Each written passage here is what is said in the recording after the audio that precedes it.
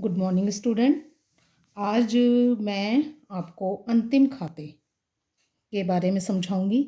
इसमें सबसे पहली चीज़ तो मैं आपको ये बताना चाहूँगी, अंतिम खाते, इस खाते का नाम अंतिम यहाँ पे क्यों रखा गया है। क्योंकि बच्चे ये जो अंतिम खाते हैं सबसे लास्ट में, यानी हम जैसे कि सबसे पहले जर्नल एंट्री बनाते हैं, फिर लेज़र बनाते हैं, फिर ट्राई बैलेंस बनता है, ये खाता सबसे लास्ट में बनता है। इसी कारण से इसको हम अंतिम खाते कहते हैं। और इंग्लिश में इसका क्या नाम है? Final account. यानी आप सब खातों की जो क्लोजिंग करते हो वो आप इस खाते में करते हो। तो सबसे पहले आपको मैं इसमें अंतिम खाते का अर्थ बताऊंगी। व्यापारिक लेखों को पुस्तकों में रखने का मुख्य उद्देश्य व्यापार द्वारा होने वाले लाभ और हानि द्वारा व्यापार की आर्थिक स्थिति का ज्ञान प्राप्त करना है। अर्थात आप जो भी खाते बना रहे हो उनका जो मुख्य उद्देश्य क्या होता है? व्यापार की लाभ या हानि पता करना। क्योंकि यदि आप पूरे साल भर अपने कार्य को करते रहोगे तो आप एक उम्मीद लगाते हो और आप एक आशा करते हो कि आपका जो भी व्यापार है उसमें आपको लाभ हो रहा है या हानि, ये पता करना होता है मुख्य उद्देश्य। तो हर एक इंसान ये चाहता है जो भी वो व्यापार कर रहा है उस व्यापार से उसको लाभ हो रहा है या हानि। वर्ष अथवा किसी निश्चित अवधि के अंत में व्यापारी अपने लाभ एवं हानि तथा व्यापार की आर्थिक स्थिति का सही ज्ञान प्राप्त करना चाहता है। और वो तभी पता कर सकता है जब वो अपने ये फाइनल अकाउंट कंप्लीट करता है। क्योंकि जब तक वो ये अपने फाइनल अकाउंट पूरा कंप्लीट नहीं करेगा तो उसे अपने व्यापार की आर्थिक स्थिति का नहीं पता चल पाएगा। और वो वर्ष के अंत में ये भी नहीं पता कर पाएगा कि उसका व्यापार लाभ में जा रहा है या हानि में। तो इन अंतिम खातों को इसलिए भी हमें बनाना जरूरी है कि हम, ताकि पूरे वर्ष जो हमने व्यापार किया है उससे हमें लाभ हुआ है या हानि। इसी उद्देश्य से अंतिम खाते तैयार किए जाते हैं। अंतिम खाते दोहरा लेखा प्रणाली से लेखे रखने की अंतिम अवस्था है। क्योंकि हमने प्रथम अवस्था में क्या पढ़ा? Journal entry. द्वितीय अवस्था में पढ़ा आपका लेजर। और तृतीय अवस्था में हमने पढ़ा ट्राई बैलेंस। और यहाँ अंतिम अवस्था जो आप पढ़ रहे हैं वो आप पढ़ रहे हो फाइनल अकाउंट। अंतिम अवस्था होने के कारण इसे हम अंतिम खाते भी कहते हैं, यानी फाइनल अकाउंट। क्योंकि ये बिल्कुल अंत में बन रहा है तो इसलिए हमारा ये फाइनल अकाउंट है। इनको तैयार करने के पश्चात उस वर्ष से संबंधित कोई खाता खोलना शेष नहीं रह जाता है। अंतिम खाते के अंतर्गत व्यापारिक खाता, जिसे कि हम ट्रेडिंग अकाउंट बोलते हैं, लाभ हानि खाता, जिसको हम बोलते हैं प्रॉफिट एंड लॉस अकाउंट, स्थिति विवरण या स्थिति चिट्ठा, बैलेंस शीट। तो यानी इन अंतिम खातों के अंतर्गत हम 3 खाते तैयार करते हैं: trading account, profit and loss account और बैलेंस शीट। अब मैं आपको ट्रेडिंग अकाउंट का परफॉर्मा बताऊंगी। सबसे पहले इसका जो परफॉर्मा स्टार्टिंग होता है, सबसे पहले हम लिखते हैं ट्रेडिंग अकाउंट। उसके नीचे ब्रैकेट में आप लिखोगे फॉर द ईयर एंडेड 31 मार्च 2016। जो भी प्रश्न में आपको ईयर दिया होगा वो आप ईयर यहाँ पे लिखेंगे। और ये चीज़ ध्यान रखिए, ये हर साल के अंत में बनता है तो इसलिए हमने यहाँ लिखा है फॉर द ईयर एंडेड। सबसे पहले हम इसमें लिखते हैं टू ओपनिंग स्टॉक। यहाँ टू ओपनिंग स्टॉक लिखकर यहाँ हम अमाउंट लिखते हैं। तो यहाँ पे ये जो ओपनिंग स्टॉक है ये आपका पिछले साल जो भी आपने जब 31 दिसंबर को आपके पास क्लोजिंग स्टॉक था वही आपका इस साल का जो लास्ट स्टार्टिंग है वो यहाँ पे उसका ओपनिंग स्टॉक बन जाता है। तो क्योंकि जब आप व्यापार कंटिन्यू चला रहे हो तो आप वर्ष के अंत में कुछ ना कुछ आपका स्टॉक जरूर बचेगा। तो उसको हम ट्रेडिंग अकाउंट के में सबसे पहले यहाँ लिखते हैं टू ओपनिंग स्टॉक। इसके बाद आता है फिर आपका खरीदा हुआ माल। ये जो दोनों डिजिट हैं ये हमेशा फिक्स हैं। सबसे पहले जब भी आप ट्रेडिंग स्टार्ट करेंगे तो सबसे पहले आप ओपनिंग स्टॉक लिखेंगे, फिर टू परचेज, यानी आपने जो आपका माल बचा है और प्लस जो आपने माल इस साल खरीदा है, तो वो आप सबसे पहले यहाँ दिखाओगे। इसके बाद जब आपने माल कुछ खरीदा तो ऐसा भी तो हो सकता है रास्ते में उसमें कुछ टूट फूट हो गई हो, तो आप उसको यहाँ पे वापस करेंगे। तो जो आप माल रिटर्न कर रहे हो तो वो आप यहाँ से माइनस कर देंगे परचेज रिटर्न लिखकर। आपने एक चीज नोट करी कि ये डिजिट यहाँ पर आनी है। क्यों आनी है? क्योंकि यहाँ वाला जो आपका धनराशि है, जो योग आप लिख रहे हो वो ग्रांड में जाता है, मीन्स जो टोटल आपका शुद्ध है लाभ। तो यहाँ हमने रुपए यहाँ भी इसलिए लिखा है क्योंकि टू परचेज के पैसे आप अंदर यहाँ पे लिखेंगे पर्टिकुलर में, और उसमें से परचेज रिटर्न माइनस करेंगे और यहाँ अंडरलाइन, उसको जो माइनस कर कर आएगा वो आपकी नेट परचेज आती है, उसको हम शुद्ध क्रय बोलते हैं हिंदी में। तो आपके पास यदि परचेज है और ट्राई बैलेंस में आपको परचेज रिटर्न भी दिया हुआ है, तो आप उस परचेज रिटर्न को यहाँ लिखकर इसमें से माइनस करके यहाँ पर दिखाएंगे।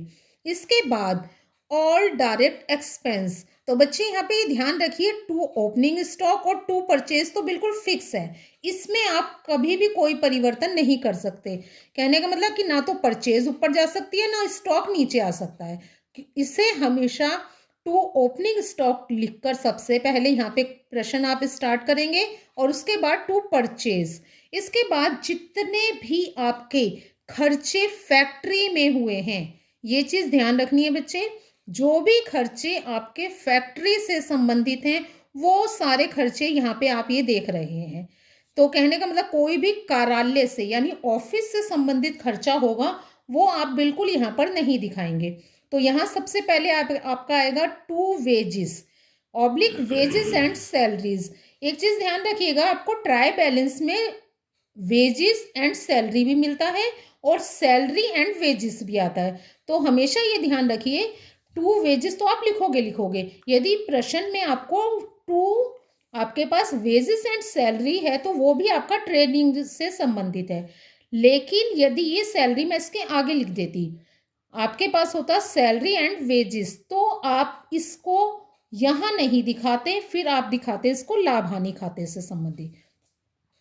इसके बाद आता है आपका to freight, cartage and carriage. तो ये तीनों आपको अलग अलग भी दे सकता है वो और एक साथ भी दे सकता है। तो ये आपको देखना ध्यान रखना है, जो भी आपके ये भाड़ा है, जो भी गाड़ी भाड़ा आप खर्च कर रहे हो वो भी आपका ट्रेडिंग में ही आएगा। इसके बाद आता है आपका to coal, gas, water and power and या ऑब्लिक फ्यूल। तो ये भी आपके सारे फैक्ट्री से संबंधित खर्चे, वो अलग अलग भी दे सकता है इन चीज़ों को भी, और ये कंबाइंड ऐसे ग्रुप में भी दे सकता है आपको। इसके बाद आता है to import duty and clearing clearing charges. तो इम्पोर्ट ड्यूटी और क्लियरिंग चार्जेस भी अलग अलग भी हो सकता है आपका और एक साथ भी। तो यदि आपका एक साथ दे रखा है तो भी आप ट्रेडिंग में दिखाओगे, और अलग अलग दिखा रखा है तो भी आप ट्रेडिंग में ही दिखाओगे। इसके बाद आता है आपका to dock charges. Dock charges होता है बच्चे जो बंदरगाह पर, जब आपका माल बंदरगाह पर उतरता है तो वहां पर आपको चार्ज करना पड़ता है। जैसे आपने कच्चा माल, कोई आपका रॉ मटेरियल आया है बंदरगाह के रास्ते से, तो वो उसके लिए आपका डक चार्जेस लगता है। टू ऑक्ट्राई, ये चुंगी, जब आप एक शहर से, एक राज्य से दूसरे राज्य में प्रवेश करते हैं तो वहां पर आपको चुंगी देनी पड़ती है। तो ये सारे जो खर्चे होते हैं बच्चे हमारे, ये होते हैं फैक्ट्री से संबंधित, तो इसलिए इन सबको हम ट्रेडिंग में दिखाते हैं। इसके बाद आता है आपका टू मैन्युफैक्चरिंग एक्सपेंस। आपने जो चीज़ भी आप उत्पादन कर रहे हो, मैन्युफैक्चरिंग कर रहे हो, उसका खर्चा। इसके बाद टू स्टोर कंज्यूम्ड, आपने अपने स्टोर में जो आपका माल तैयार हो गया अपने गोदाम में जहाँ पे आप रख रहे हो वो खर्चा। टू रॉयल्टी, आपने अलग से कुछ भी कर या कुछ भी रॉयल्टी के रूप में पे करा है तो वो भी आपका ट्रेडिंग से संबंधित होगा। इसके बाद आपका आता है बाय सेल्स। ये हमेशा यहाँ पर सबसे पहले आप अपने बेचे हुए माल की गणना करोगे। क्योंकि आप जिस तरीके से आप खरीदते हो, आप उसी तरीके से यहाँ पर सबसे पहले बेचने वाला जो भी माल है वो लिखोगे, और बेचने वाला माल भी आपका हमेशा अंदर ही पहले पर्टिकुलर में आता है। बाय सेल्स आप यहाँ दिखाओगे, इसके बाद उसमें से लेस करोगे सेल्स रिटर्न, क्योंकि जिसको आपने माल बेचा है हो सकता है उसको भी माल में कुछ कमी लगी हो और उसने वो माल आपको वापस लौटा दिया हो, तो वो माइनस करके तब आपका नेट नेट सेल्स यहाँ आएगा। इसके बाद बाय क्लोजिंग स्टॉक, जब आप साल के लास्ट में चल रहे हो तो जिस तरीके से हमारा ओपनिंग स्टॉक शुरू में था हमारे पास, इसी तरीके से जब साल का अंत हो रहा है तो हमारे पास कुछ माल भी तो बचा होगा, तो वो होता है बच्चे हमारा क्लोजिंग स्टॉक, उसको आप यहाँ दिखाएंगे। इसके बाद आप दोनों साइड का रफ में टोटल करेंगे कि आपने कितने का माल बेचा और कितना आपके पास क्लोजिंग स्टॉक बचा, वो तो मैं आपको एक उदाहरण के द्वारा कराऊंगी अभी। और उसके बाद टू ओपनिंग स्टॉक, जो भी आपने ये खर्चे करे हैं उसमें से आप माइनस करोगे, तो जो आपका आएगा डिफरेंस वो आपका कहलाता है टू ग्रॉस प्रॉफिट। यदि आपकी सेल्स और क्लोजिंग स्टॉक यानी इधर का टोटल ज़्यादा है और इधर कमी आई है तो आपका ग्रॉस प्रॉफिट। लेकिन यदि आपका इधर का टोटल टू साइड का ज़्यादा हो जाता है और बाय का कम होता है तो हम लिखते हैं बाय ग्रॉस लॉस। ट्रेडिंग बनाने के बाद अब मैं आपको प्रॉफिट एंड लॉस अकाउंट का परफॉर्मेंस समझा रही हूँ बच्चे, क्योंकि ट्रेडिंग के बाद हम बनाते हैं profit and loss account for the year ending as on. अब ये प्रॉफिट एंड लॉस अकाउंट आप अकेले भी सिंगल भी बनता है, और हम कई बार ट्रेडिंग और प्रॉफिट एंड लॉस अकाउंट को कंबाइंड करके यानी दोनों को ज्वाइंट करके भी बनाते हैं। लेकिन यहाँ सबसे पहले हमें ये तो पता होना चाहिए ना कि प्रॉफिट एंड लॉस अकाउंट में हम कौन से खर्चे लिखते हैं।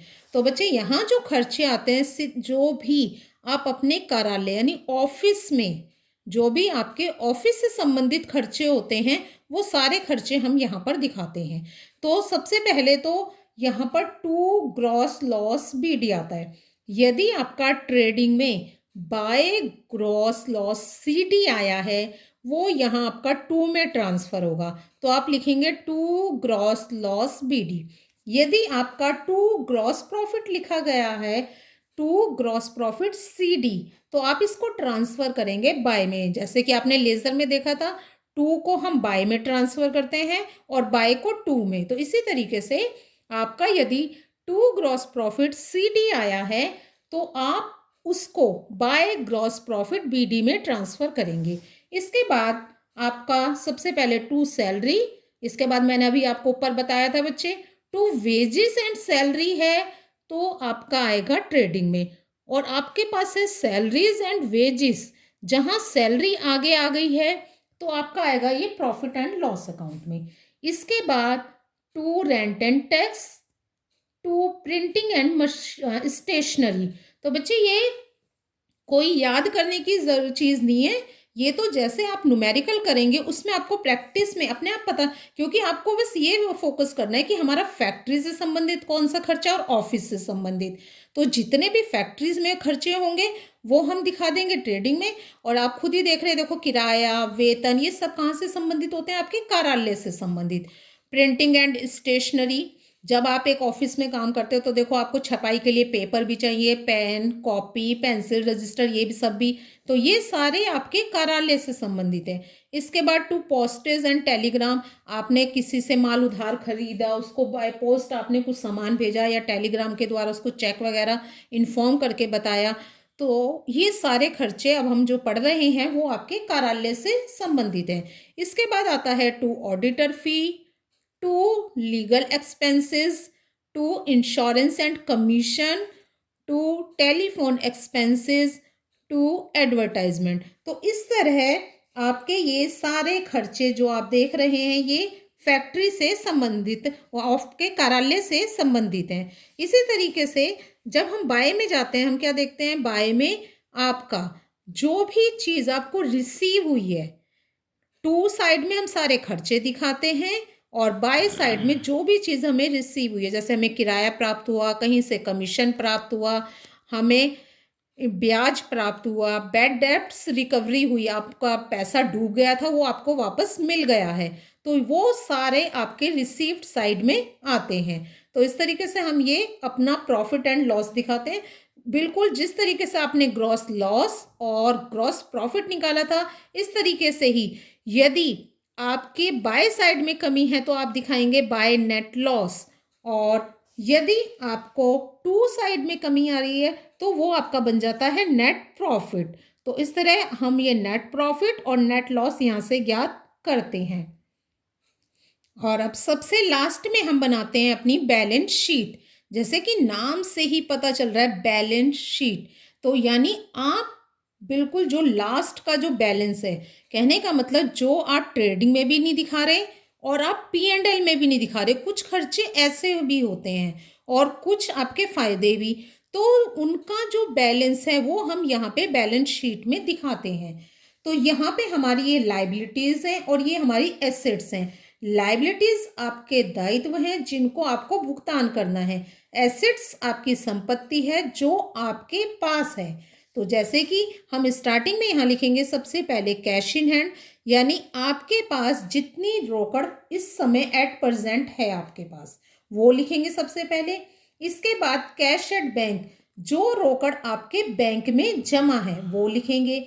इसके बाद बिल्स रिसीवर, जितने भी देय बिल आपको BR आपके पास जो बिल स्वीकृत होकर आए हैं वो आप यहाँ दिखाएंगे। इन्वेस्टमेंट, आपने पैसा कहीं पर लगाया है, किसी के व्यापार में, किसी के बिजनेस में, तो जो पैसा आपने इन्वेस्ट किया है तो वो भी आपके यहाँ हम सारी आपकी संपत्ति पढ़ रहे हैं।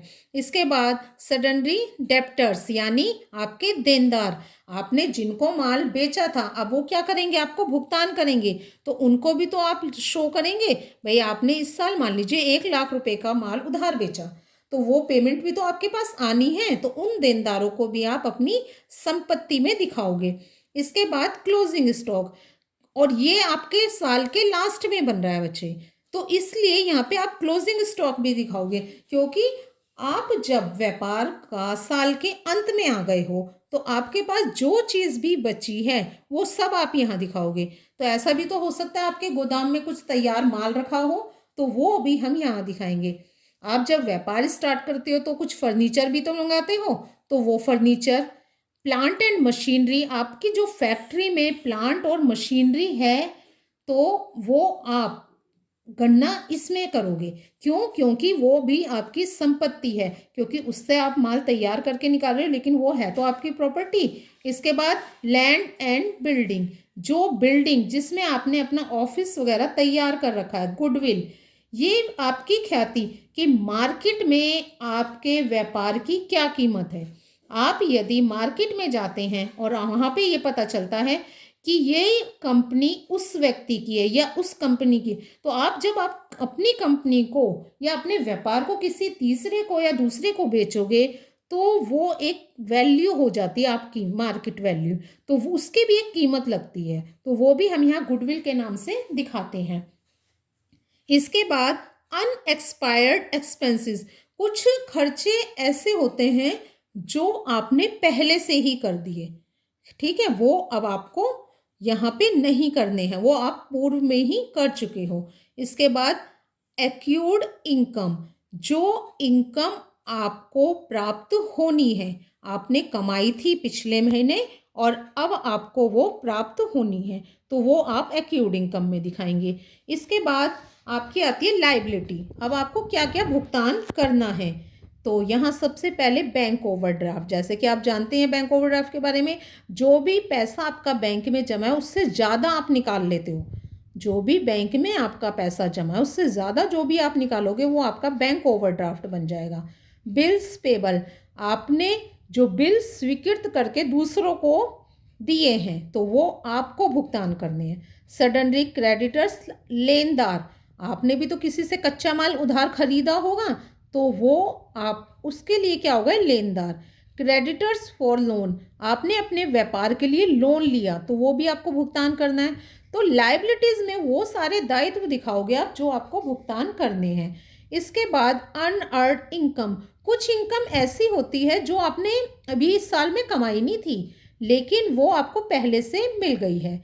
रिजर्व एंड सरप्लस, कुछ फंड हम जब अपना व्यापार करते हैं तो वो रिजर्व करके चलते हैं। जैसे कि आप लोग अपने घर में देखते हो ना, आप अपनी थोड़ी सी सेविंग अलग से करके चलते हो कि वो कब पता नहीं आपको ज़रूरत पड़ जाए। ऐसे ही प्रत्येक व्यापारी भी अपना कुछ पैसा रिजर्व करके चलता है। वो ये देखता है कि कभी भी मुझे व्यापार में कोई हानि होगी तो वो मुझे पैसा वहाँ पे वो लगा सकता है।